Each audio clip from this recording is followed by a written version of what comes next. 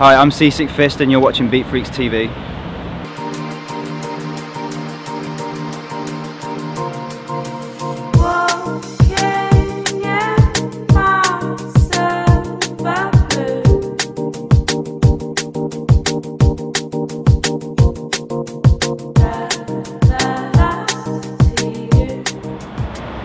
I hope she breaks my heart, because it means we loved each other enough for her to be able to do so in the first place. It means instead of perpetual loneliness, I'll have experienced love again, if only for a while.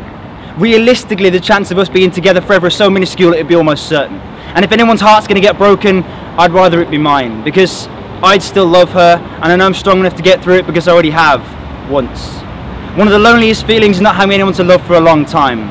It's better to have loved and it all fucked up than never to have loved. At all times we find ourselves comparing our happiness to others, constantly telling yourself, I don't need anyone else to be happy, but it'd sure as fuck be nice.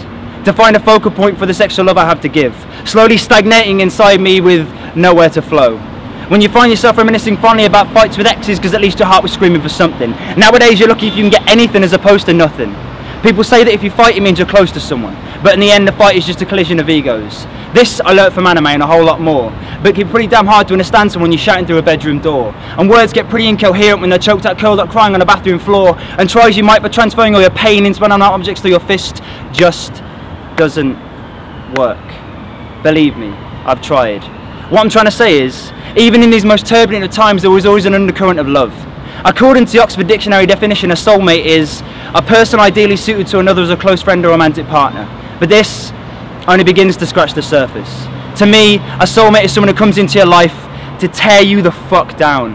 Rip away all the bullshit, pry apart your armour, then remove that ridiculous mask. Then act as a mirror to show you your true colours. To live with a soulmate forever? Nah, too painful. Once they've done their job, they get the fuck out of Dodge. Like a circus that's stayed in town just long enough for you to get lost in the hall of mirrors. You may not like what you see, but at least you can view you clearly. How can you move forward if you don't yet know where you are? Trying to maintain a facade as like a plate spinner who's spinning too many plates. Like an overconfident weightlifter trying to grunt a deal with gravity to let him pry up a few too many weights. And I let its merry-go-round go full circle. I never ent this race to win, so I let myself trip at the last hurdle. I hope you break my heart, because I never want to be responsible for breaking another's ever again. In an age of technology, our mode of meeting was a novelty. A multitude of chance meetings, circumstance cubed. Like the universe smiled down on us, a cupid of cosmic proportions. A myriad of miracles being outweighed by idle irrationalities. The elegance of irony is embodied in the fear of losing what you never even had. In spending hours composing and redrafting everything I say to you before I send it. Then, spending ages thinking about how sad it is I can't allow myself to be me, for fear you might not like what you see.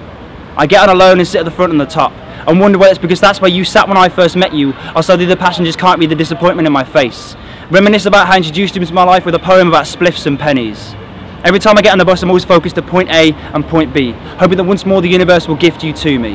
How every person at the stop looks exactly and nothing like you at the same time. How every footstep causes my head to turn, only to be met by the familiar sensation of unfamiliarity. How the scent of cigarette smoke suddenly symbolises sweetness so serene it's scintillatingly sinful. How my mind reels with the unlikely, channels impossibility through me.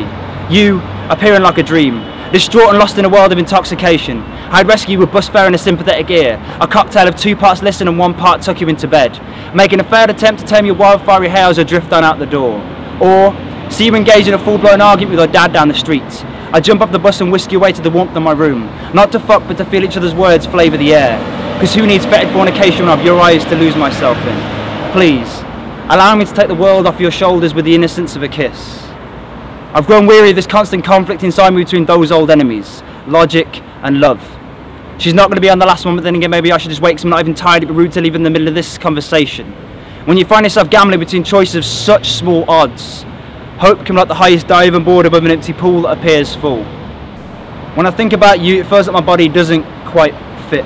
Like my hands can't piece together as a gaping hole where yours should be. I still think about that fleeting kiss on the cheek you offered a solace in my suffering that night.